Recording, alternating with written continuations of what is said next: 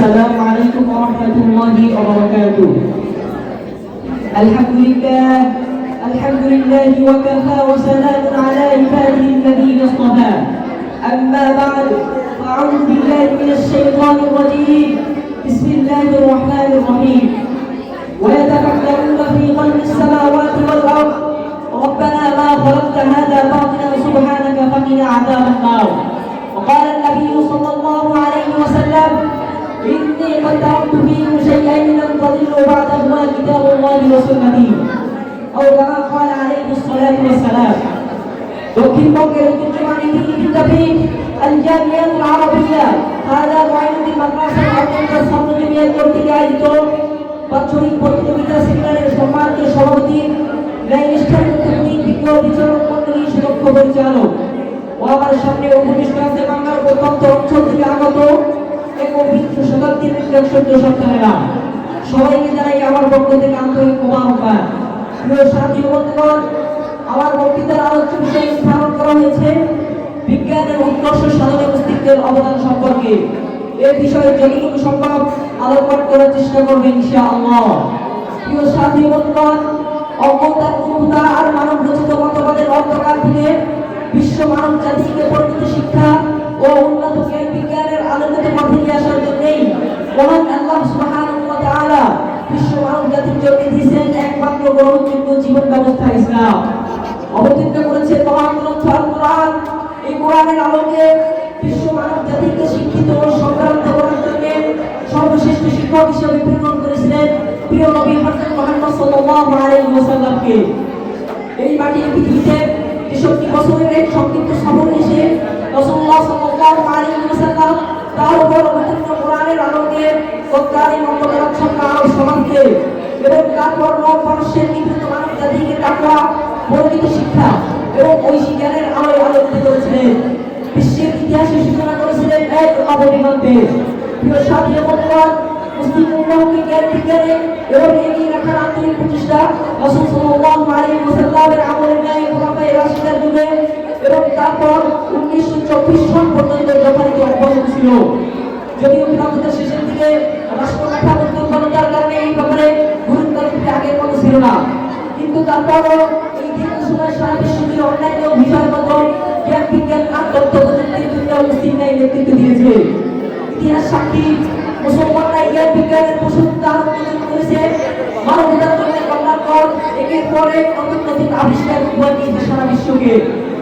মুসলমানদের কোনো একটি আবিষ্কার বা তার নমুনা বিশ্ব মানবতার অকল্যাণে বা ক্ষতির জন্য হয়নি। স্বাধীন রাষ্ট্র 30 শতাব্দী থেকে দ্বাদশ শতাব্দী নাগাদ জ্ঞান বিজ্ঞানের প্রতিটি শাখায় মুসলমানেরা ছিল সর্বসেরা। তারা আল কোরআনের পাশাপাশি জ্ঞান বিজ্ঞান বিষয়ক সকল প্রকার বই পড়েছেন, গবেষণা করেছেন। তারা মহান আল্লাহর সৃষ্ট প্রাকৃতিক নিদর্শনাবলীর উপর গবেষণার মাধ্যমে সত্য উপলব্ধি করেছেন, আত্মশুদ্ধি ঘটিয়েছে। কোরআন ও অন্য যাবতীয় জ্ঞান বিজ্ঞানের বই পড়েছেন, বিজ্ঞান অর্থাৎ যুক্তি ও প্রশ্নের শিক্ষা গ্রহণ করেছেন। প্রিয় সাথী বন্ধুগণ, ইবনে আল হাইসাম ছিলেন সর্বকালের সর্বশ্রেষ্ঠ একজন পদার্থবিজ্ঞানী। তিনি সর্বপ্রথম জড়তত্ত্ব ও আলোক প্রতিসরণ তত্ত্ব প্রদান করেন। পরবর্তীতে যা নিউটনের হাতে পুনরাবিষ্কৃত হয়। শুধু তাই নয়, জাবির ইবনে হাইয়ান তিনি রসায়ন শাস্ত্রের ভিত্তি রচনা করেন। চিকিৎসা বিজ্ঞানী ইবনে সিনা, জাবের হাসান বিন হাইয়ান আর রাজি নাম উল্লেখযোগ্য। তাদের লিখিত বইয়ের ল্যাটিন অনুবাদ ইউরোপের বিভিন্ন বিশ্ববিদ্যালয়ে পাঠ্য ছিল। পৃথিবীর প্রথম সম্পূর্ণ মানচিত্র প্রণয়ন করে মুফতি মুকুলবিদ ইবনে হাম্বল আল ফারাবি ছিলেন বিশ্বের অন্যতম শ্রেষ্ঠ ভাষাবিদ দার্শনিক। তিনি প্রায় 70টি ভাষায় কথা বলতে পারতেন। আল বিরুনি ইবনে বতুতা প্রমুখ মুফতি কুরেশি বিজ্ঞানের প্রসারে অনেক অবদান রাখেন। ইবনে খালদুনকে বলা হয় ইতিহাস, দর্শন ও সমাজ বিজ্ঞানের জনক। বিশ্ববিখ্যাত ঐতিহাসিক ছিলেন ইবনে জাবির তাবারি।